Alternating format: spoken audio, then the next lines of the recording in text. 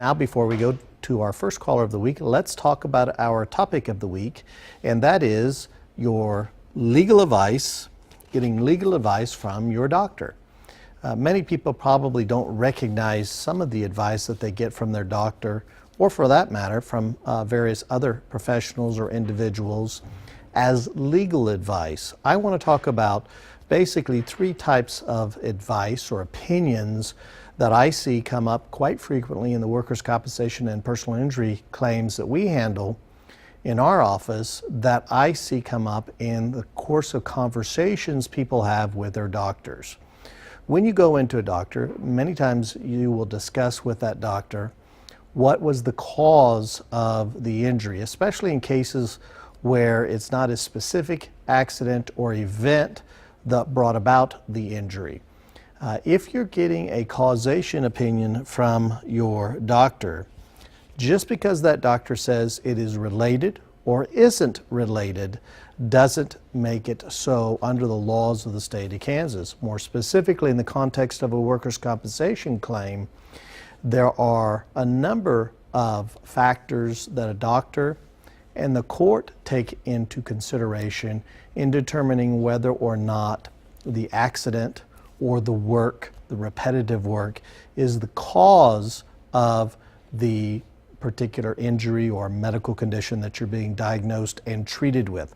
So just because a doctor says, well, I really don't think your carpal tunnel or your back problem is related to work or to the work accident, doesn't make it so.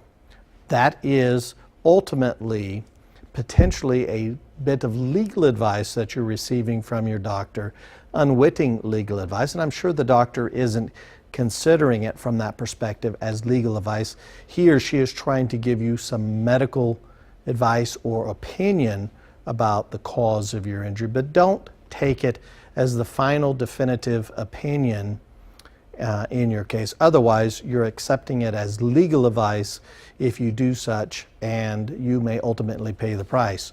You need to have a lawyer whenever you get, especially when you get a doctor saying it's not causally related and you think it is, you need to get a lawyer involved and learn what the legal standard is for causation.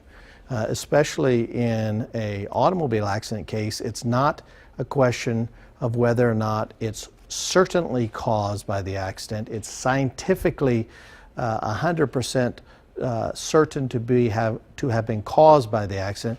You just have to prove that more probably than not the accident caused the physical injury. In a workers' compensation context, we now have prevailing factor analysis that needs to be done in the case, and we need to know whether or not this is a personal risk or a neutral risk or work-related risk. So there are a number of things that have to be taken into consideration that kind of sound like medical opinions, but really aren't. They're legal opinions, legal decisions.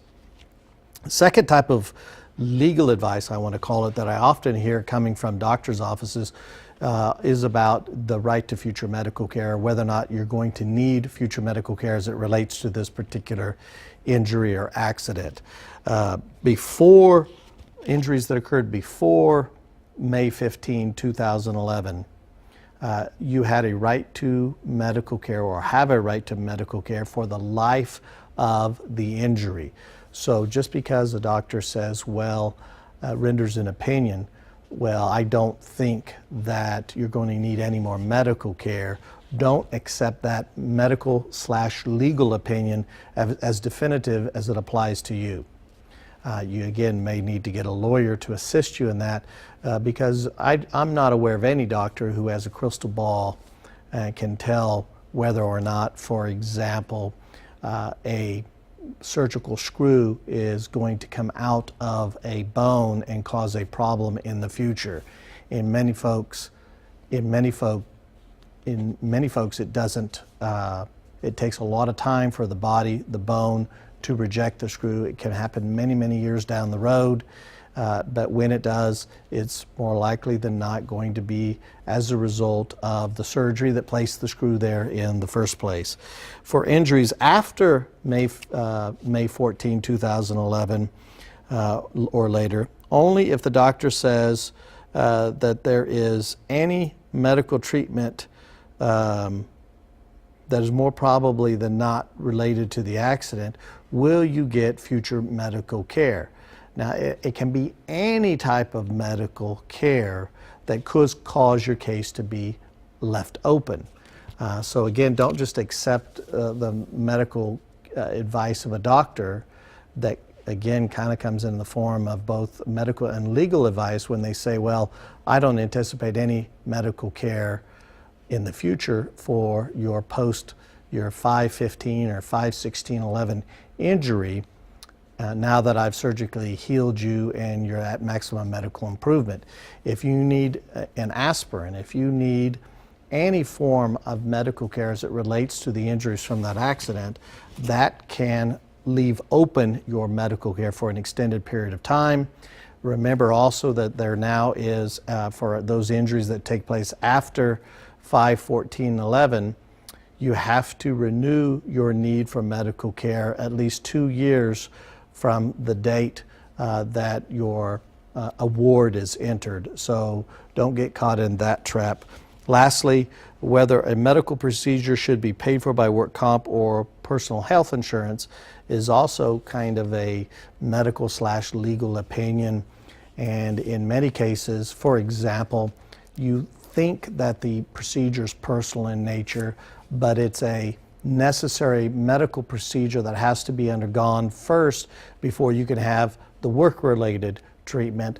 Those medical procedures can be considered work-related, and of course get legal advice on those. A classic example is a situation where a person has a blown disc in their back, but they can't have surgery on the back until their heart problem is evaluated, and you're passed for or considered by a heart doctor, evaluated by a heart doctor, and given a pass for the surgery on your back.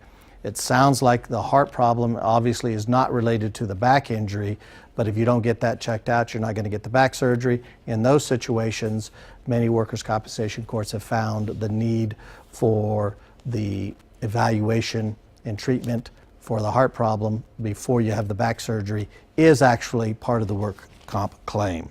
So get legal advice on all of these types of issues from a lawyer. Don't just accept them from, or that advice from, a healthcare provider.